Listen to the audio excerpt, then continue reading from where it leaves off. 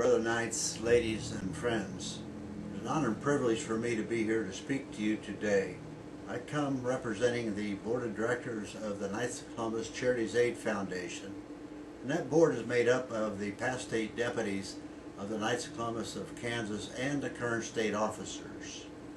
That Board of Directors has, for about the last year and a half, been talking about a project that needs to happen in the state of Kansas. That project has now come to fruition, and we have developed a plan to implement that. The project that we talk about is unprecedented in the state of Kansas and maybe in the whole order of the Knights of Columbus.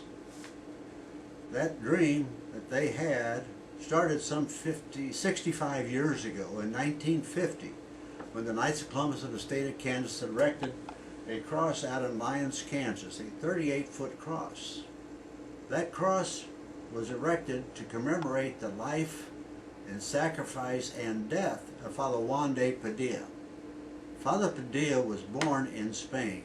He came across the ocean to what is now Mexico, and there he worked converting the Mexicans to Christianity. He joined the expedition of Coronado when Coronado went north to discover the Quiveras. Father Padilla stayed with Coronado, and they wound up on the plains of Kansas, somewhere near Lyons, Kansas, and he ran into the Quivira Indians. Those Indians were friendly, and Father Padilla taught them, baptized them, and converted them to Christianity. Everywhere that Father Padilla would go, he would teach those Indians, baptize them, and he would erect a cross. This cross made out of sticks and branches. And that cross would be there to remind those people that he had already converted that they were Christian and that they will forever remain so. Everywhere he went, he would make these crosses and plant them from place to place to place. Coronado returned to Mexico, but Father Padilla stayed on the plains of Kansas. As he moved further to the north and to the east, he ran into hostile Indians. And on a day that he was trying to convert the Indians, they attacked him. As he encouraged the people with him to go to safety, he knelt down and was martyred. So Father Padilla wound up being the first person to bring Christianity to what is now the United States, the first priest to say Mass, and the first martyr in the United States, the proto-martyr of the United States. And he did all of that on the plains of Kansas. So what does that have to do with the dream of today?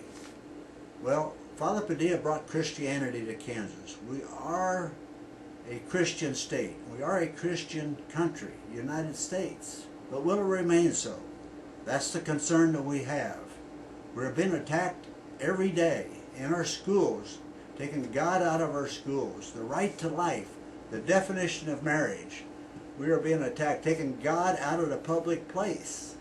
We can't let that continue to happen. If we are to remain a Christian state, we must do something more than just talk about it. So the plan of the Board of Directors of the Charity Aid Foundation is this, is to build a 25-foot statue on top of a 15-foot base, on top of a 200-foot hill.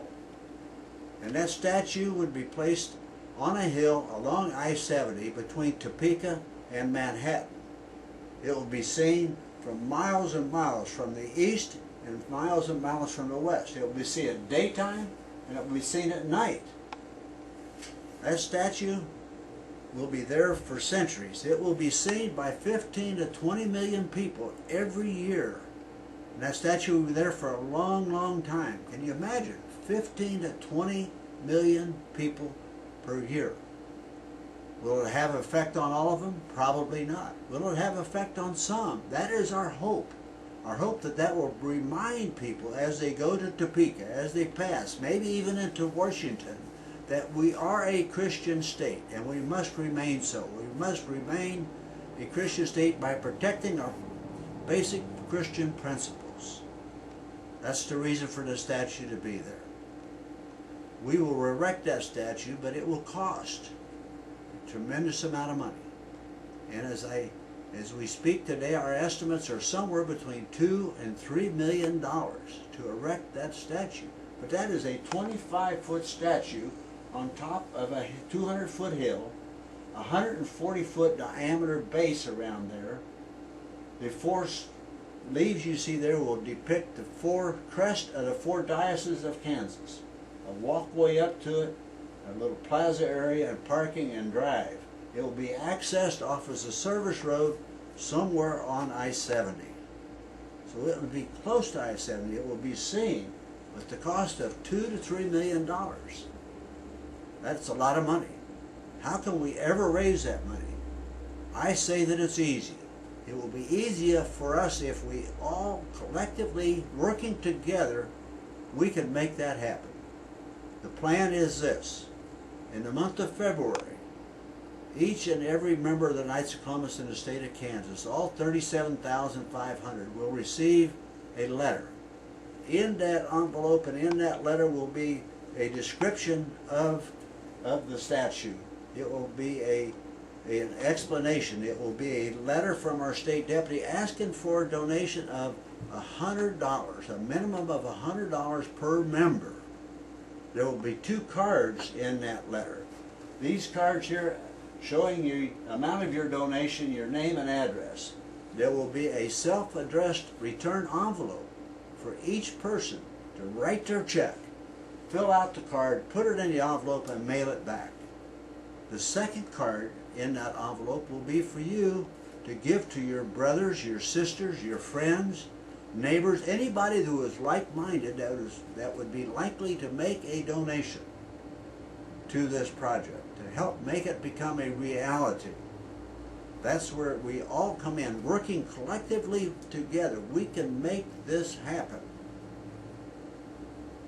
We are a nation, one nation under God. We are a group of Knights of Columbus members who have this dream that started in 1950, 65 years ago. We can and will make this happen if we all work together. God bless America. Thank you very much. For more information, ChristOfThePlains.info.